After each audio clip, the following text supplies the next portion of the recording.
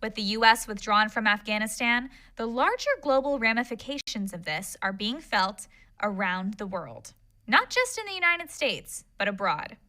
We've talked mostly in past episodes about how this has affected the United States. We've talked about our military and our actions, but we need to remember that the U.S. pulling out of Afghanistan has larger geopolitical effects that could make the world a much darker place. It's not just me who's worried about this. The Eurasia Group has noted that many neighboring countries are worried about political instability, like an influx of refugees into their country, and rightly so. Many are also worried about Afghanistan becoming a safe haven for terrorist activity.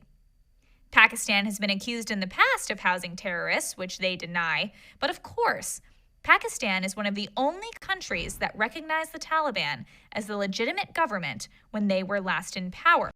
So the relationship between the Taliban and Pakistan is clearly uniquely strong. The rise of the Taliban in Afghanistan could embolden the Pakistani Taliban as well.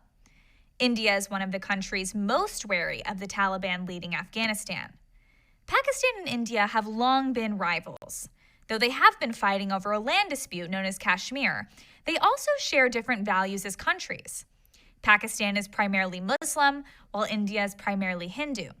Between the two countries, there have been bombings, various attacks, and so on.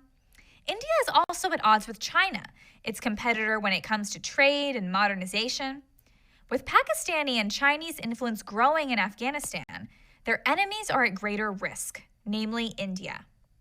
Trump and Prime Minister Modi had a great relationship, but with Biden at the helm, it's unclear how safe India feels geopolitically at the moment. Biden is clearly not on board with America first, but we know that India believes in India first. We need to bring our allies in Asia together, namely India, Taiwan, South Korea, and Japan. We need to work closely with them and check what is clearly emerging as a rival alliance of mainly China, Afghanistan, Russia, and Turkey. India's foreign ministry has encouraged all Indian citizens to leave Afghanistan immediately and return to India. Easier said than done, I suppose, but while India, the US, the UK, and other countries are urging their citizens to leave Afghanistan, China has chosen to keep its diplomats there. This is telling. This shows that China is determined to deepen its foothold in Afghanistan. While others vacate, they fill the gap.